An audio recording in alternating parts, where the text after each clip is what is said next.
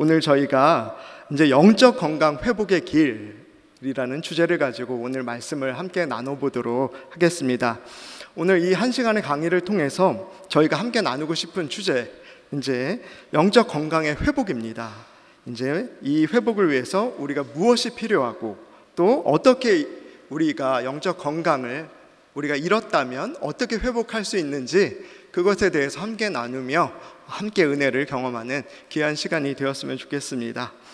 네, 우리 보시면 우리 지난 몇 년 동안은 물론 이번 해에 우리 코로나 종식을 우리가 보게 되지 않았습니까? 하지만 우리 지난 몇 년 동안은 사실 코로나로 인해서 굉장히 힘든 시간을 우리가 보냈습니다. 하지만 코로나로 인해서 많은 어려움이 있고 부정적인 많은 영향들이 있었지만은 그래도 하나 좋은 점이 있었다. 하나를 굳이 꼽자면 코로나로 인해서 우리가 강제적으로 이제 집에 이렇게 구금되다시피 이렇게 힘든 시간이 많이 있다 보니까 또 많은 분들이 이제 건강을 스스로 돌봐야 된다는 그런 경각심 같은 것들이 많이 생겼던 시간이 아니었을까 생각이 듭니다. 그래서 이제 전국적으로 홈트 열풍이라든가 이런 여러 가지가 생겼죠. 그래서 건강에 대한 경각심과 함께 우리 스스로 내 건강을 좀 돌봐야 되겠다, 이런 여러 가지 경각심들이 많이 생겨났습니다. 그래서 열심히 운동도 하시고 우리 이곳에 나와 있는 많은 분들도 이제 여러 가지 그 기간 가운데 운동도 많이 하시고 이제 나에게 맞는 운동들, 뭐 골프가 되셨든 테니스가 되셨든 여러 가지 운동들을 그 기간 가운데 더 많이 챙겨서 하신 분들도 많이 계셨으리라 생각이 드는데요. 사실 우리가 이 기간만큼 뿐만이 아니라 사실 우리가 건강에 대한 관심이 참 높지 않습니까? 그런데 우리 자신의 건강에 대한 관심뿐만이 아니라 우리가 우리 주변에서 건강한 사람들을 보는 것을 참 많이 좋아합니다. 웃음이 건강한 사람을 보는 것 참 좋아하기도 하고요. 우리 주변에서 생각이 건강한 사람을 보는 것도 참 좋아합니다. 그런가 하면 신앙이 건강한 사람, 이런 사람도 참 좋아합니다. 그런 사람을 좋아할 뿐만이 아니라 그 사람과 대화를 나누고 싶고 함께 같이 있고 싶어하는 마음이 우리에게 사실 있는 것이 사실입니다. 그렇다면 우리가 세상 사람들도 참 좋아하고 실제로 우리도 참 좋아하는 이런 건강한 사람들을 바라봤을 때 그 사람들한테 분명히 어떤 공통적인 특징이 있지 않을까, 이런 것들을 생각해 볼 수 있을 것 같습니다. 그 건강한 사람들이 갖고 있는 공통적인 특징, 그런 것들이 있다면 어떤 것들이 있을까요? 또 반면에 어떤 면들을 보면은 이 사람이 건강하고 또 건강하지 못한지, 그런 면들을 우리가 한번 생각을 해볼 수 있을 것도 같습니다. 그런데 오늘 먼저는 두 가지 정도로 우리가 그 특징을 함께 살펴보려고 하는데요. 먼저는 이런 특징을 살펴볼 수 있을 것 같습니다. 우리가 건강한 사람들에게 반응의 특징이 있다는 것입니다. 즉, 반응을 통해서 그 사람이 건강한 사람인지 아닌지를 우리가 알아볼 수 있다는 것이죠. 다시 말해서 건강함이란 바로 반응을 통해 나타난다는 것입니다. 즉, 건강한 사람은 이 반응 역시도 건강하게 나올 수 있다는 이 얘기가 될 것입니다. 우리 그 밑에 로마서 12장 15절 말씀을 우리가 적어놓고 있는데요. 우리 이 구절을 먼저 함께 우리 한 목소리로 함께 읽어보도록 하겠습니다. 함께 읽겠습니다. 즐거워하는 자들과 함께 즐거워하고 우는 자들과 함께 울라. 네, 이 구절을 바울이 적고 있으면서 또 이 성경 가운데 보면은 성경에 소제목이 이렇게 달려 있지 않습니까? 그런데 이 로마서 12장 가운데 이 구절을 적고 있는 제목이 무엇이 달려 있었냐면은 그리스도인의 생활이라는 제목이 달려 있습니다. 무슨 뜻일까요? 그리스도인이라면 마땅히 이래야 한다. 그리스도인의 생활은 마땅히 이런 생활의 면을 지니고 있어야 한다 라는 뜻을 담고 있는 것은 아닐까 하는 생각이 듭니다. 즉, 그리스도인이라면 즐거워하는 사람 옆에서 마땅히 즐거워할 수 있어야 하고 우는 사람 옆에서 마땅히 그때에 같이 울어줄 수 있어야 한다. 이런 구절을 이 구절이 이런 의미를 담고 있다는 뜻이 될 것입니다. 즉 이것을 지금 반응의 면에서 건강한 사람의 반응의 면과 연결해 보자면, 건강한 그리스도인이라면 즐거워하는 사람 옆에서 즐거워할 수 있고 울어주는 사람 옆에서 울어줄 수 있어야 한다라는 뜻이 될 것입니다. 어찌 보면 굉장히 자연스럽고 당연한 말 같은데 실제 우리의 삶이 그러하냐, 이 주제로 우리가 오늘의 말씀을 포커스를 맞춰서 살펴보도록 하겠습니다. 다음에 이 두 그림을 먼저 함께 좀 살펴보려고 합니다. 이 두 그림에는 분명한 차이가 있습니다. 먼저 왼편의 그림을 한번 보시면 어린아이를 이 아버지가 이렇게 붕 이렇게 띄어서 이렇게 받는 이런 장면을 볼 수 있습니다. 저한테도 이렇게 딸이 있는데요. 지금 이제 9살이니까 이렇게 띄우기가 참 이제 거북스러운 나이가 됐어요. 근데 이제 딸이 이제 아빠를 온전히 의지하고 믿을 때 이런 행동들이 가능하지 않습니까? 근데 반면에 이제 오른편의 그림, 어떤 그림입니까? 이제 그 여자 친구들이 같아요. 이제 두 손은 맞잡고 있는데, 어떻게 지냈어? 뭐 이러면서 이제 굉장히 자연스럽게 정답게 이렇게 얘기하는 장면 같지만 속마음을 그리고 있는 장면 같죠. 이제 속에 이제 뱀이 또아리를 들고 이제 너 화장 너무 잘 됐다 이러지만은 그 속마음은 뱀이 이제 이렇게 하면서 막 그런 이제 속마음이 이제 느껴지는 그림이라고 생각합니다. 이 두 그림의 차이는 이제 신뢰라고 저는 생각을 했습니다. 아빠가 딸을 믿는 그 마음 가운데서도 신뢰가 느껴지고, 딸 역시 아빠에게 그 믿음이 간절한데, 이 왼편의 그림은 그런데 오른편의 그림은 그런 신뢰가 전혀 보이지 않는다는 겁니다. 그래서 겉과 속이 너무도 다른 그런 그림이 그런 걸 묘사하고 있지 않습니까? 그런데 이 두 그림 간의 차이에서도 엿볼 수 있듯이 건강한 사람, 건강한 관계에는 먼저 사람에 대한 이와 같은 신뢰가 있어야 한다는 겁니다. 그래서 상대에게 이런 신뢰를 바탕으로 한 건강한 반응이 나올 수 있다는 겁니다. 그래서 고마운 일이 있으면 고맙다 말하고, 내가 혹 미안한 일을 그 사람에게 했다면 미안하다라는 말을 할 수 있다는 것이죠.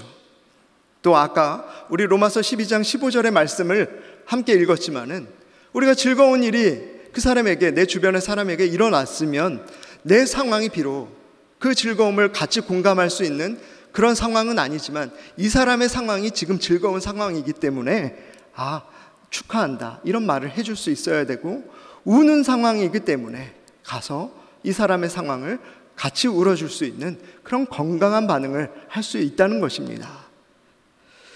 그런데 너무도 당연해 보이는 이와 같은 반응이 우리 실생활에 그리 잘 이루어지느냐, 이게 우리의 숙제라는 것이죠.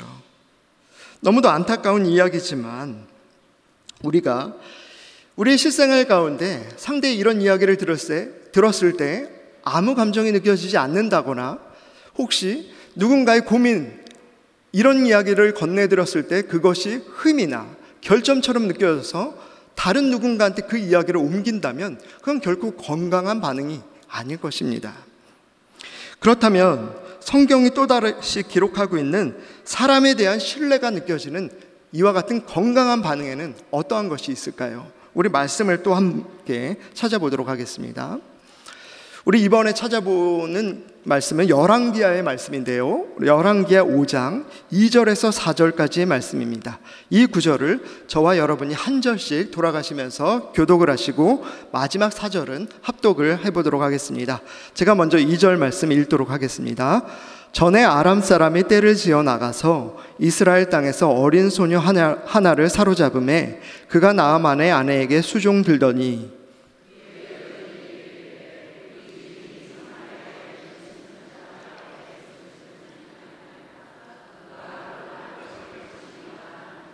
함께 읽겠습니다. 나아만이 들어가서 그의 주인께 아뢰어 이르되 이스라엘 땅에서 온 소녀의 말이 이러이러하더이다 하니. 아멘.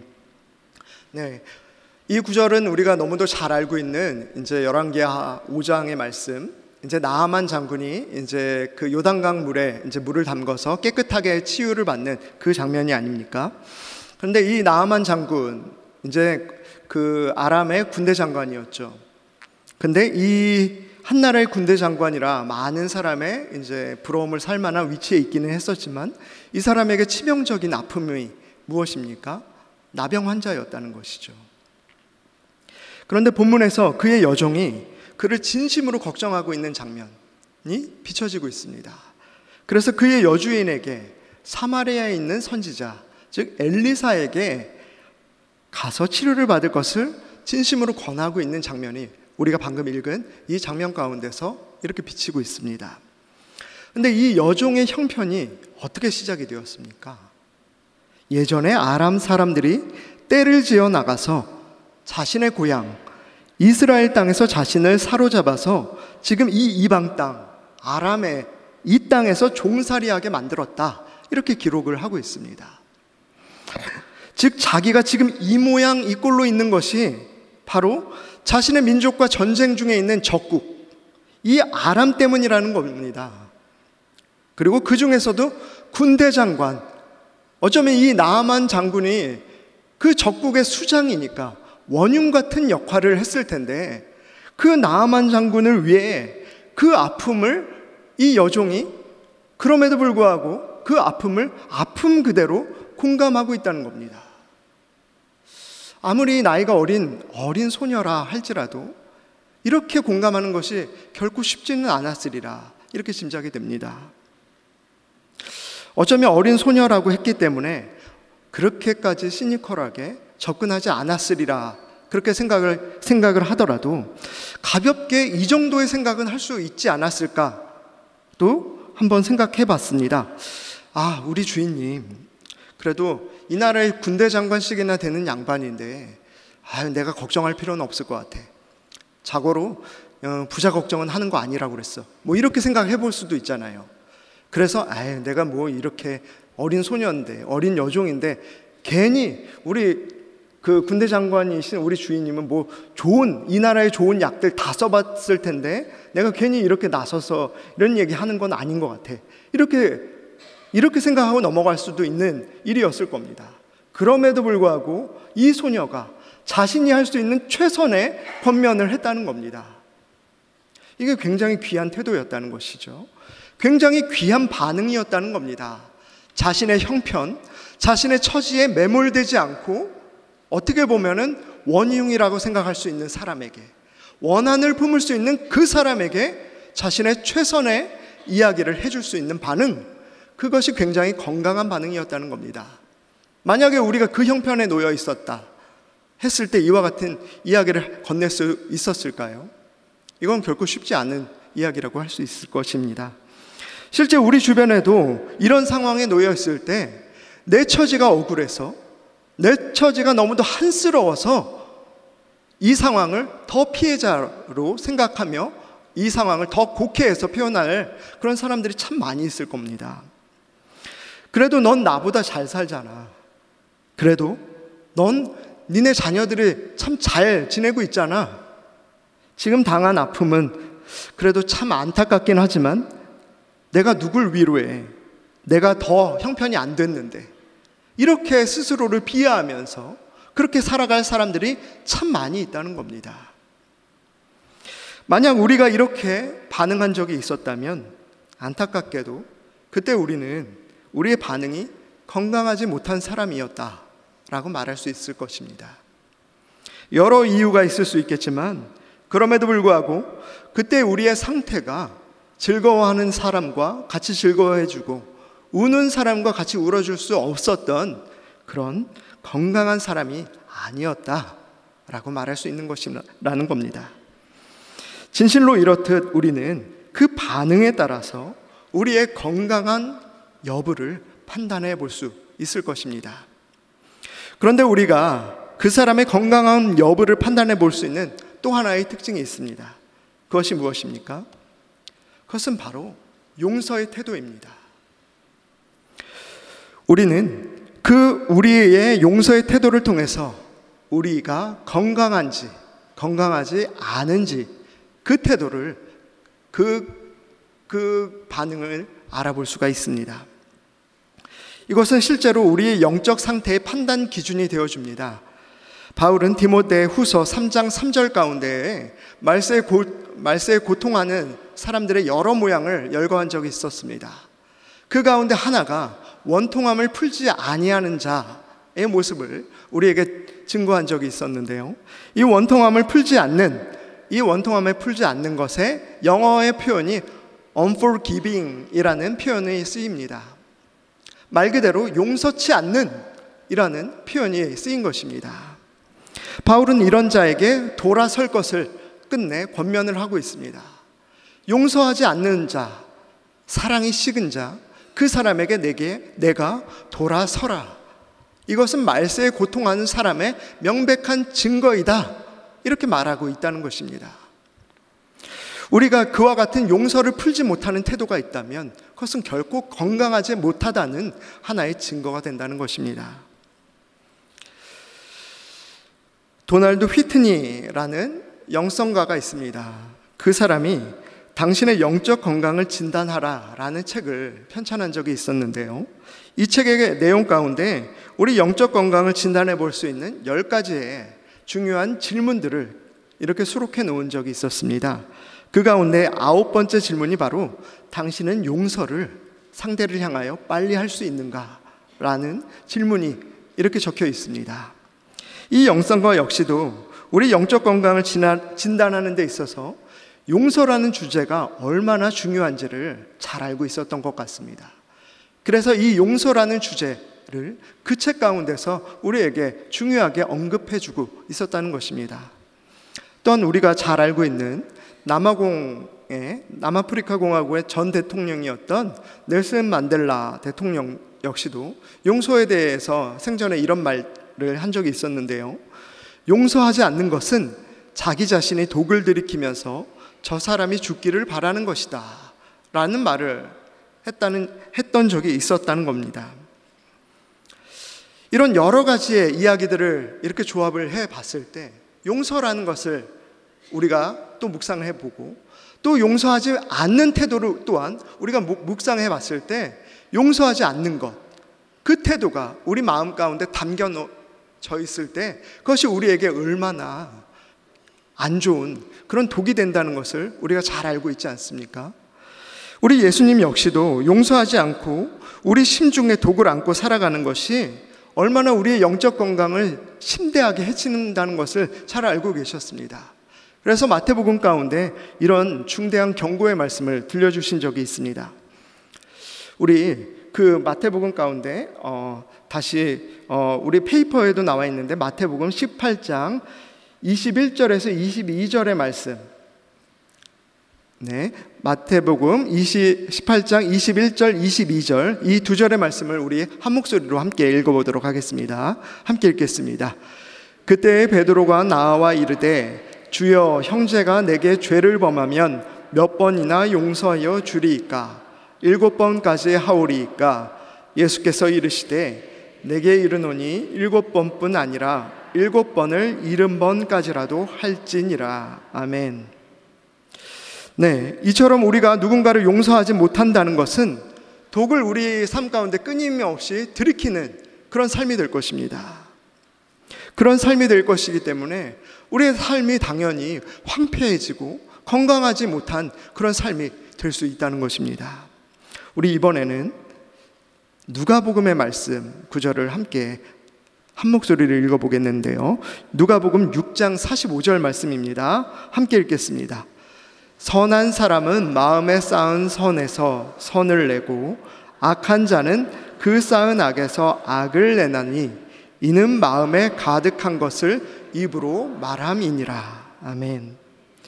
지금 이 누가복음의 말씀과 용서치 않아서 우리 안에 들이킨 독, 이 둘을 연결시켜 보면 이것이 어떤 뜻이 될까요? 만약 우리가 누군가를 깊이 미워하고 용서치 않아서 마음 가운데 독을 들이키고 있다면 언젠가 그 독은 어떤 형태로든 밖으로 이렇게 삐져나올 수 있다는 그런 뜻이 될 것입니다. 우리 삶에서 이런 상황은 얼마든지 많이 일어날 수 있다라고 생각이 듭니다. 예를 들어서 우리가 레스토랑을 이렇게 갔습니다. 그런데 우리의 마음 가운데 누군가를 굉장히 미워하는 마음을 굉장히 오랫동안 품고 있었던 거예요. 그래서 독을 이 표현대로 계속 들이키면서 이렇게 살고 있었던 거죠. 그날도 누군가 미움이 계속 있었어요. 그런데 그날따라 레스토랑에서 음식을 주문했는데 웨이터가 굉장히 이렇게 좀 민하게 이렇게 반응하는 사람들이 있을 수 있잖아요. 말귀 좀 못 알아들을 수도 있고, 뭘 갖다 달라고 그랬는데 좀 이렇게 못 알아듣고 그럴 수 있고, 음식이 또 그날따라 좀 늦게 나온 겁니다. 우리가 먼저 주문했는데 저쪽 테이블이 먼저 나오고, 이런 일이 흔하게 있을 수 있지 않습니까? 근데 이게 자극이 된 거죠. 이제 그래서 막 굉장히 이게 막 내 안에 다른 인격이 튀어나올 수도 있고, 또 이런 일뿐만 아니라 운전을 하다가도 또 심지어는 우리가 교회에서 사역을 하고 있는데 급한 전화인 줄 알고 이제 울려가지고 나가서 받았는데 이제 보험 광고가 이렇게 왔다든가 뭐 이러면은 이제 굉장히 이제 내 안에 이제 제3의 인격이 튀어나와서 이제 막 이렇게 그 독이 이제 잘 걸렸다 이러면서 이렇게 확 튀어나올 수 있다는 것이죠. 이런 상황들이 우리에게 굉장히 많이 있을 수 있다는 겁니다. 어찌 보면 별거 아닌 그런 상황이지만 우리가 누군가를 용서치 않고 계속해서 독을 들이키는 그런 일들이 있기 때문에 결과적으로 건강하게 이 상황을 반응하지 않아 왔기 때문에 이런 일들이 계속해서 일어날 수 있었다는 겁니다. 그렇다면 건강한 사람의 참 용서의 태도라고 한다면 그런 것들은 무엇이 있을까요? 그렇다면 이번엔 반대로 이런 상황을 한번 생각해 보겠습니다. 우리가 이미 어떤 사람을 용서했다고 생각합니다. 나는 이미 이 사람 오래전에 용서했어, 이렇게 생각을 했던 사람이 있었어요. 그런데 그 사람을 우연히 거리에서 만난 겁니다. 나 이 사람 오래전에 몇 년 전에 용서를 했어. 그런데 그 사람은 우연히 거리에서 마주친 겁니다. 그런데 그분은 나를 발견을 못했는데 저만 먼저 발견을 한 거예요, 그 사람을. 근데 멀리서 먼저 알아보고 그랬는데 이게 순간적으로 아주 본능적으로 굉장히 기분이 나쁜 겁니다. 난 오래전에 용서를 했다고 생각했는데 내가 먼저 알아보고 굉장히 기분이 나쁘면서 쟤는 왜 이 시간에 돌아다니는 거야? 뭐 이런다며. 그러면서 가던 길을 확 뒤돌아서서 허구많은 길을 놔두고 왜 하필 이때 여기 나타나고 돌아다니는 거야? 그러고 그 길을 돌이켰다고 생각해보면 이분은 과연 그 사람을 정말 용서한 걸까요? 아니겠죠. 네. 정말 그거는 용서가 아니라고 생각합니다. 이제 말로만 용서가 된 거고 그냥 다짐만 그렇게 하신 거라고 생각이 듭니다. 그렇다면 우리가 누군가를 진심으로 용서했다라는 가장 기본적인 증거는 아마 그 사람을 위해서 비록 아직 그 앙금이 조금 우리 안에 남아있다고 할지라도 그를 위해서 한순간이라도 내 안에 건강한 반응이 살아있는가, 이게 우리 안에 있다면 그것이 어쩌면 그 사람을 내가 정말 그래도 용서가 됐구나 라고 판단해 볼 수 있는 증거가 될 수 있다는 겁니다. 마치 아까 나아만 장군의 집에 있었던 여종처럼 자기 집 주인의 처지, 이 나병에 걸린 이 집주인의 처지를 보면서 긍휼의 마음이 있다는 것, 그 건강한 반응이 내 안에 살아있다면 이 사람이 우리 민족의 원수고 군대 장관이지만 그럼에도 불구하고 이 사람의 처지가 너무 안 됐다, 그래서 나았으면 좋겠다 라는 긍휼, 그 건강한 반응이 내 안에 있다면 그런 최소한의 인간적인 반응, 건강한 반응이 살아있다면 그것이 용서의 최소한의 증거가 될 수 있다는 겁니다. 지금까지 우리가 건강한 사람을 판단하는 특징이자 기준으로서의 그 사람의 반응의 모습이랑 용서의 태도를 함께 살펴보았습니다. 이처럼 우리는 건강한 사람이 되고 싶고 이런 건강한 사람과 함께 있고 싶어하는 우리의 모습을 함께 보았습니다. 하지만 그럼에도 불구하고 우리가 건강하게 반응하지 못할 때가 그럼에도 불구하고 참 많이 있습니다. 누군가를 용서하지 못해서 전전긍긍할 때도 참 많이 있다는 것입니다. 그렇다면 우리는 궁극적으로 어떻게 해야 건강한 사람이 되고 어떻게 해야 진정으로 누군가를 용서하고 건강한 반응을 할 수 있을까요? 우리는 구체적으로 이제 말씀을 통해서 예수 그리스도께서 주시는 그 말씀 구절을 통해서 단계별로 이 이야기들을 함께 살펴보는 시간이 있었으면 좋겠습니다. 우리 오늘 강의 주제가 영적 건강 회복을 위한 길이라고 했는데요. 오늘 주제에 맞는 성경 본문 구절이 있습니다. 우리 먼저 에베소서 4장 13절의 말씀인데요. 제가 이 구절의 말씀을 주제 본문의 말씀 구절로 정했습니다. 우리 에베소서 4장 13절 말씀 함께 한 목소리로 읽어보겠습니다. 우리가 다 하나님의 아들을 믿는 것과 아는 일에 하나가 되어 온전한 사람을 이루어 그리스도의 장성한 분량이 충만한 데까지 이르리니. 아멘. 사실 우리가 사용하는 건강이라는 단어, 이 단어를 영어 단어로 보통은 헬스라는 단어를 쓰고 있지 않습니까? 건강이 이제 보통 단어, 영어 단어에서는 헬스라는 단어를 쓰고 있는데, 이 헬스라는 단어는 온전한이라는 뜻을 가진 홀이라는 고대 영어에서 유래가 되었다고 이렇게 알려져 있습니다. 즉 영어의 원어대로라고 한다면 건강이라는 말 안에 애초에 사람을 온전하게 만드는 것이라는 의미가 포함되어 있다는 것입니다. 그런데 성경에서 말하는 건강, 성경에서 말하는 건강에도 같은 뜻을 담고 있습니다. 역시 완전함, 온전함이라는 뜻을 담고 있다는 것입니다. 즉 건강하다는 것은 결국 온전함을 회복하는 것이라는 뜻을 우리 성경이 갖고 있다는 뜻이죠. 그렇다면 우리가 오늘 우리의 주제인 영적 건강을 회복하기 위하여, 즉 완전하고도 온전한 영적 회복을 위하여 나아가야 할 단계들, 이 단계들에 대해서 우리가 하나하나 나눠보는 시간이 있었으면 좋겠습니다. 먼저 첫 번째로 예수 그리스도를 믿는 것, 그리고 아는 것에 하나가 될 수 있어야만 한다는 것입니다. 우리가 방금 읽었었던 에베소서 4장 13절 9절은 우리가 온전한 사람이 되기 위하여 예수님을 믿는 것과 아는 것이 먼저 필요하다, 이렇게 말씀을 들려주고 있습니다.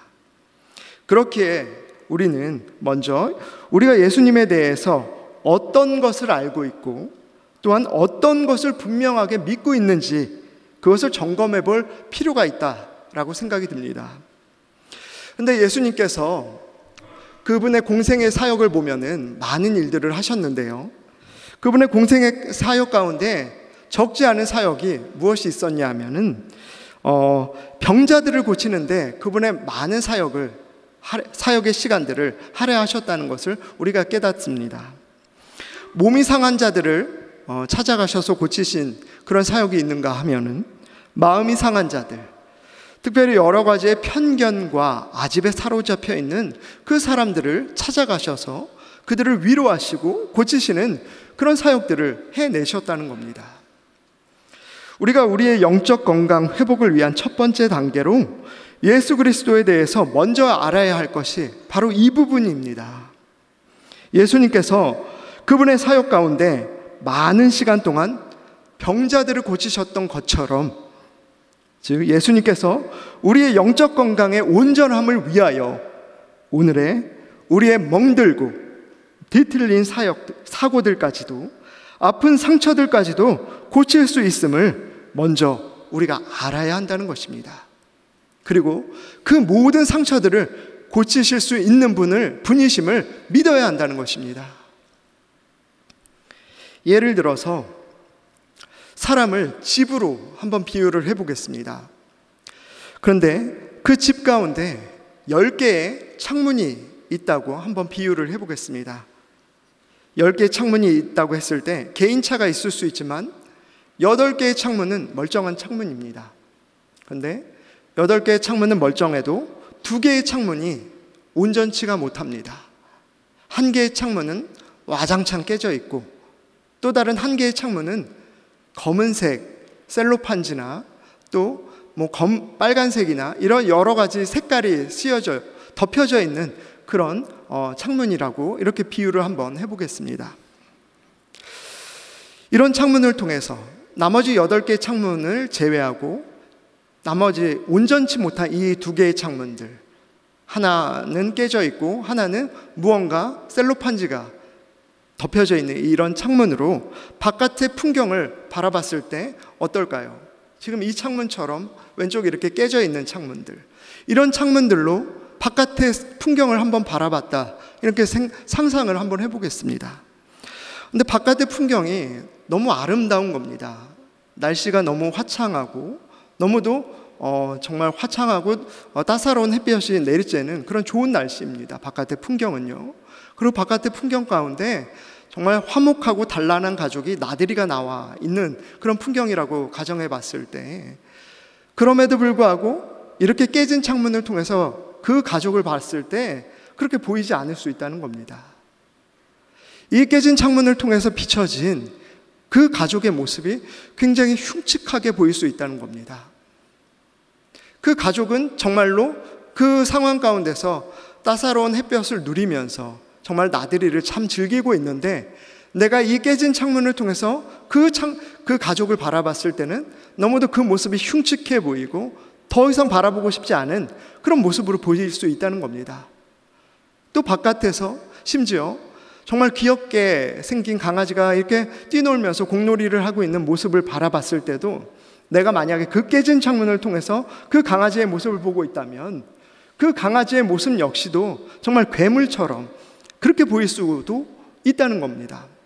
반면에 우리가 검은색이나 빨간색 셀로판지가 덮여져 있는 그런 창문을 통해서 그렇게 바깥의 풍경을 바라봤을 때, 분명히 바깥에는 따사로운 햇빛이 비치고 너무도 화창한 날씨임에도 불구하고 그 날씨가 굉장히 우울하게 비치고 너무도 내 기분이 굉장히 진짜 왜 이렇게 우울하고 진짜 날씨가 이런 거야 하면서 하루 종일 그렇게 그런 색깔로 비칠 수 있다는 겁니다. 이처럼 깨진 창문을 통해 또는 무언가를 덮인 창문을 통해 우리가 세상과 사람들을 바라본다면 우리는 세상과 그들의 참모습을 결코 온전히 바라볼 수가 없는 것입니다. 왜곡되게 보면서도 어쩌면 그것이 진실인 것처럼 바라볼 수도 있다는 것입니다. 또한 우리는 그동안 우리의 내면에 깨진 창문과 셀로판지가 덮인 창문 때문에 누군가를 용서하지 못하는 모습도 있었고, 누군가를 건강하게 반응하지 못한 그런 시절도 있었으리라 생각이 듭니다. 그 창문 단지 몇 개 때문에 건강하지 않은 사람들이었을 수도 있다는 것입니다. 물론 멀쩡한 8개의 창문을 사용하여 잘 지내왔던 때도 있었습니다. 하지만 우리 스스로는 잘 알고 있었을 겁니다. 이 몇 개의, 한두 개의 창문 때문에 나는 그동안 괴물처럼 반응했던 날들이 있었다는 걸 말입니다. 단지 이 깨진 창문 몇 개 때문에, 이 이상하게 덮인 이 창문 하나 때문에 내가 그동안 나처럼 행동하지 못한 날이 있었고, 괴물처럼 이상하리만큼 너무도 가까운 가족에게 상처 주고 너무도 가까운 친구에게 이상하리만큼 그렇게 반응했던 날들이 있었다는 거 우리가 너무도 잘 알고 있었다는 겁니다.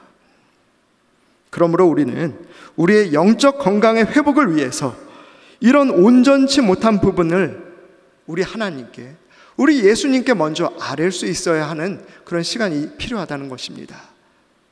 더 중요한 것은 우리 예수님께서 이런 우리의 상처 있고 깨지고 무언가 덮여있는 우리의 창문을 치유하실 수 있는 분임을 우리가 맡길 수 있어야 한다는 겁니다. 우리 예수님이 그것을 아시고 또한 수리하고 보수하실 수 있는 분이심을 우리가 이 순간 가운데 믿고 의지할 수 있어야 한다는 것을 우리가 이 순간에 믿음으로 고백할 수 있어야 한다는 것입니다. 이 시간 우리 예수님께서 깨끗하게 우리의 깨진 창문들, 우리에게 무언가 덮인 이 창문들을 고치시고 온전하게 회복하실 수 있는 분이심을 믿음으로 고백하시는 우리 모든 성도님들이 되실 수 있기를 간절히 축원합니다. 우리가 우리의 영적 건강함을 회복하기 위하여 밟아야 할 두 번째 단계는 예수 그리스도의 신성한 성품을 닮아가려고 노력해야 한다는 것입니다. 우리 이번에는 베드로후서 1장 4절에서 7절까지의 말씀을 이번에도 저와 여러분이 한 절씩 교독을 해보도록 하겠습니다. 제가 먼저 4절 말씀 읽도록 하겠습니다. 이로써 그 보배롭고 지극히 큰 약속을 우리에게 주사 이 약속으로 말미암아 너희가 정욕 때문에 세상에서 썩어질 것을 피하여 신성한 성품에 참여하는 자가 되게 하려 하셨느니라.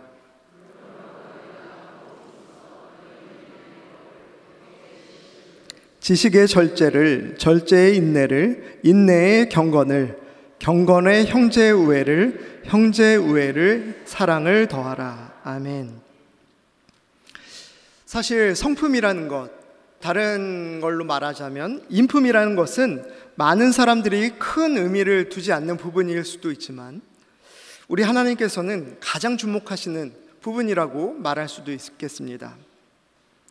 그러니까 성품이라는 건 그리 밖으로 크게 티가 나지 않는 그런 부분일 수 있기 때문에 감추려면 얼마든지 감출 수 있는 그런 부분일 수 있지만 우리 하나님께서는 늘 이런 성품에 신경 쓰고 그래서 매번 이 성품이 조금이라도 성장해 내기를 원하는 이런 사람들을 늘 주목해 오셨다는 겁니다. 예를 들어서 우리가 신앙생활을 하면서도 여러 가지를 우리 삶 가운데서 슬쩍슬쩍 탐닉하며 살 수 있습니다. 여러 가지 술이라든가 게임, 유흥 이런 여러 가지에 우리가 빠져 살 수 있다는 것이죠. 그런데 지나치게 우리가 그런 거에 탐닉하고 헤어나오지 못한다고 했을 때 그것은 우리의 성품의 연약한 어느 부분을 증거하는 부분이라고도 할 수 있다는 것입니다.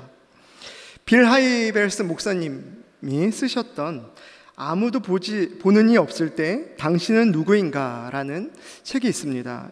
꽤 오래전에 편찬된 책인데요. 이게 여러 가지 이제 증보판까지 해서 지금도 이제 계속해서 이제 나오고 있는 책입니다.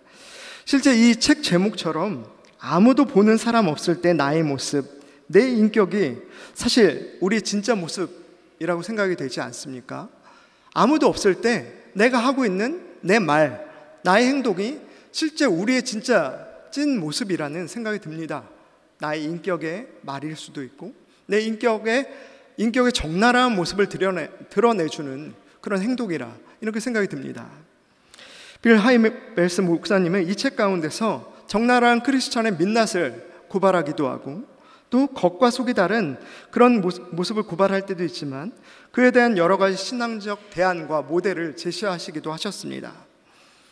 만약 우리 중 누군가가 교회에서 리더의 위치를 차지하면서도 직장에서는 교회에서는 전혀 상상할 수 없는 모습으로 폭언과 폭력적인 행동을 수시로 일삼고 있다면 그 사람은 당연히 건강한 사람도 아닐 뿐더러 성품이 굉장히 연약한 사람이다 이렇게 말할 수 있다는 겁니다.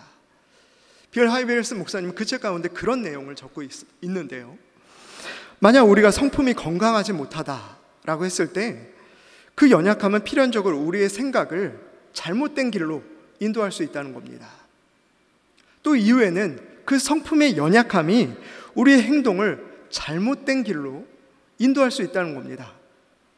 더 나쁜 것은 궁극적으로 우리의 성품의 연약함이 궁극적으로는 우리의 선택을 궁극적으로는 나쁜 길로 그렇게 잘못된 길로 이끌어가게 된다는 것입니다.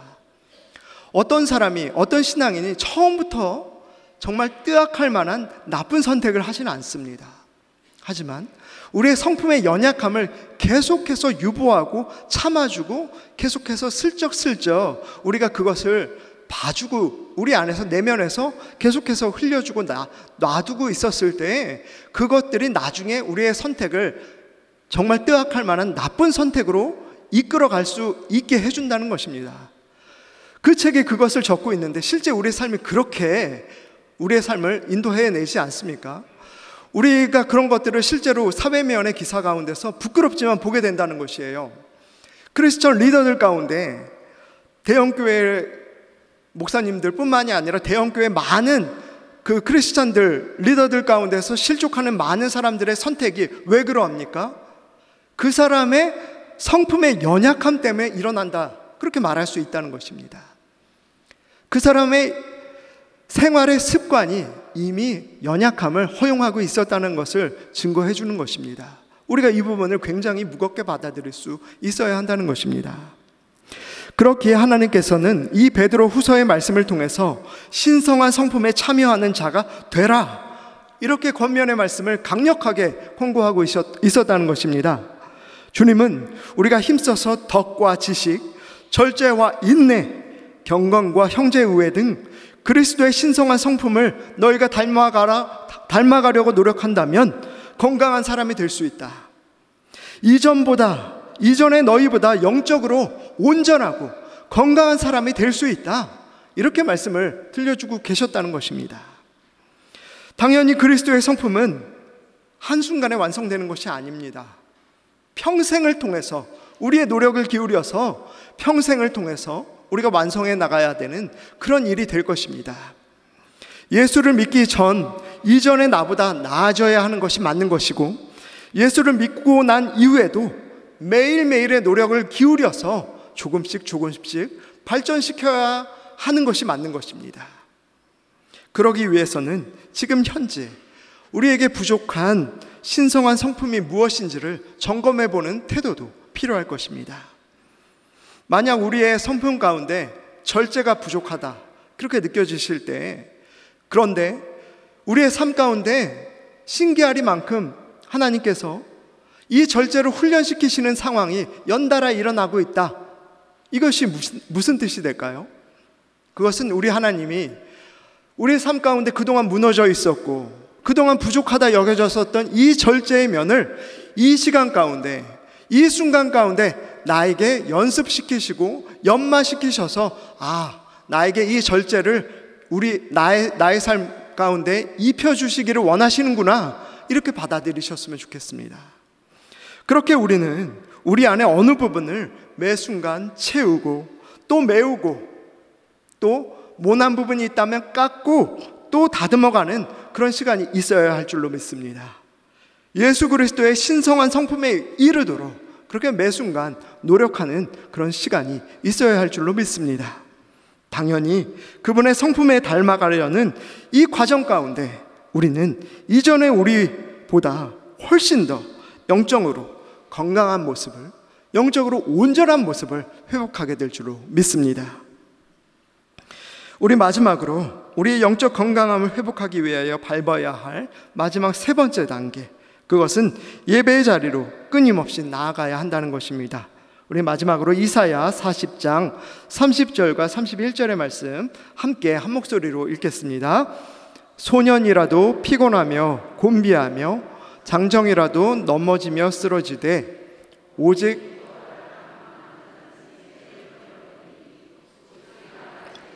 올라감 같을 것이요 막질하여도 곤비하지 아니하겠고 걸어가도 피곤하지 아니하리로다. 아멘. 우리 모두가 잘 알고 있듯이 예배가 우리 하나님께 드리는 귀한 영적 제사임을 잘 알고 있습니다. 이 자리에 함께 하시고 계시는 분들 가운데 이 사실을 모르고 계시는 분들은 한 분도 안 계시리라, 그렇게 생각이 듭니다. 그런데 우리 영적 건강 회복의 끝단계로서, 또 어쩌면 가장 중요할 수 있는 이 마지막 단계로서 매주 드리는 이 예배가, 아니 일주일에도 여러 공동체를 통해서 익숙하게 드리는 이 예배가 우리 영적 건강 회복에 가장 중요하다, 이렇게 말씀드리고 있습니다. 왜일까요? 그것은 예배의 모든 순서가 바로 하나님을 이렇게 향하고 있기 때문입니다. 예배의 모든 순서가 우리 온전하신 예수 그리스도를 의지하고 있기 때문입니다. 그러므로 우리가 예배를 드릴 때 그에 따라 주어지는 큰 복들이 있고 다시 채워지는 은혜를 갈구하고 있기 때문입니다. 예배를 통해서 우리는 예수 그리스도가 나의 약함을 치료하시는 그러한 치료자가 되심을 다시 고백하는 그런 순서를 상기할 수 있고, 예배를 통해 우리는 그분의 신성한 성품을 본받기 위해 결단을 내리는 그런 순서가 있습니다. 오병이어의 현장을 한번 생각해 보겠습니다. 오병이어의 기적의 현장 가운데 제자들의 모습을 한번 떠올려 보겠습니다. 제자들은 보리떡 5개와 물고기 2마리를 모여있는 많은 군중들에게 나눠주면서 느꼈을 겁니다. 처음엔 많이 불평도 했을 겁니다. 왜? 이 보리떡 5개와 물고기 2마리를 가지고 이걸로 어떻게 해야 된다고 이 무리한 걸 계속 시키시나, 이러면서 불평을 많이 했을 겁니다. 처음엔 자신들의 믿음이 부족하고 사랑이 부족하여서 이까짓 걸로 뭘 할 수 있다 이렇게 하시는지 푸념하다가 주고 또 주어도 줄어들지 않는 그 오병이어를 보면서 생각을 고쳐 먹었을 겁니다. 이런 일들이 일어나는구나 하면서 어떻게 이런 일들이 가능할까 생각하다가, 그렇구나, 지금 우리가 살아계신 하나님의 아들 예수 그리스도와 함께 있구나, 이걸 생각하게 됐을 것입니다. 우리가 지금 눈앞의 상황만 바라보다가 또 그분의 완전하심을 잊고 있었구나, 그렇게 예수님을 떠올리게 되었을 것이라는 말입니다. 그렇기에 예배는 돌이키는 자리라는 것을 우리가 다시 한번 생각해 보아야 합니다. 예배는 기억하는 자리라는 것을 이 오병이어의 현장을 보며 다시 한번 생각할 수 있어야만 합니다. 우리는 앞으로도 삶을 살아가다가 많은 어려운 상황들 가운데, 삶의 상황들 가운데 압도되는 일들이 많이 있을 겁니다. 우리의 삶 가운데 우리를 실족시키는 그런 많은 사람들을 만나게 될 겁니다. 그런 상황들 가운데서 주님을 잃게 되는 그런 일들을 만날 것이고, 또다시 주님을 놓치는 그런 시선도 있을 것입니다. 그때 우리가 해야 할 것이 무엇입니까? 예배의 자리로 다시 돌아올 수 있어야 한다는 것입니다. 예배의 자리로 돌아와서 다시 예배의 자리에서 주님을 만나고 돌이킬 수 있어야 한다는 것입니다. 기억할 수 있어야 한다는 것입니다. 우리 주님의 완전하심을, 우리 주님의 완벽하시고 온전하심을 기억할 수 있어야 한다는 것입니다. 방금 읽은 이사야의 말씀처럼 우리가 오직 여호와를 앙망할 때 우리는 새 힘을 얻게 될 것입니다. 이 예배를 통해 오직 주님만을 앙망하며 나아갈 때 영적인 온전한 회복을 얻게 될 것입니다. 그렇게 우리는 다른 무엇과도 이 예배 자리를 타협해서는 안 될 것입니다. 진정으로 우리가 건강하고 온전한 사람으로 회복되고 싶다면, 예수 그리스도의 온전하고 완전함을 회복하기를 소망한다면 이 예배의 자리를 치열하게 지켜나가시는 저와 여러분이 될 수 있기를 간절히 축원합니다. 이제 강의를 정리해 보겠습니다. 오늘 우리는 영적 건강 회복에 이르는 그런 길에 대해서 함께 나누었습니다. 우선 건강함을 판단하는 특징이 무엇인지에 대해서 함께 나누었고, 이 길에 이르는 3가지의 단계에 대해서도 함께 나누었습니다. 건강함은 우리 하나님이 우리에게 주시는 가장 귀중한 축복 가운데 하나일 것입니다. 우리가 예수 그리스도를 믿고 그분을 닮아가기로 결단하며 예배의 자리를 지킬 때 우리는 갈수록 온전하여지는 우리 자신을 발견하게 될 것입니다. 세상이 바라고 하나님께서 인정하시는 건강한 우리 자신이 될 수 있는 것도 발견하게 될 것입니다. 이런 영적인 건강함을 회복한 우리는 우리의 건강함을 우리 주변의 사람들에게 나누며 살아갈 수 있어야만 합니다. 우리가 건강함을 회복했다면 우리의 반응이 건강해졌고 우리가 용서가 가능해졌기 때문에 다른 이들의 아픔의 자리에 담대히 나아가 그들과 함께 할 수 있어야만 할 줄로 믿습니다. 그 자리에서 여러분들의 건강함과 온전함과 기쁨을 나눌 수 있어야만 합니다. 다른 이들을 있는 그대로 받아줄 수 있어야만 하며 그들의 아픔과 눈물에 대해서도 오해하지 않고 수용해 줄 수 있어야만 합니다. 건강함을 회복한 우리가 그 모임에 있는 것만으로, 또 그 공동체에 존재하는 것만으로도 회복의 역사가 일어날 것입니다. 함께하는 모든 이들에게 선한 영향력이 흘러갈 것입니다.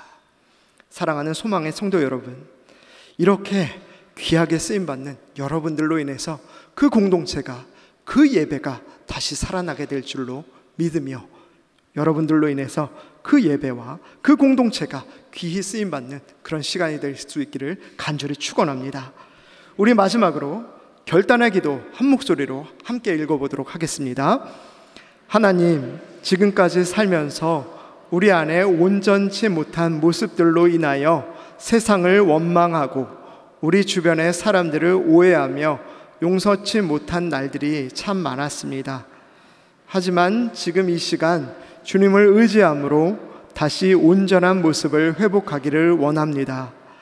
우리를 온전히 회복시키실 주님을 믿고 주님의 신성한 성품을 닮아가게 하시고 또한 예배의 자리에 참여함으로 주님 보시기에 온전하고 건강한 우리로 회복되게 하여 주시옵소서.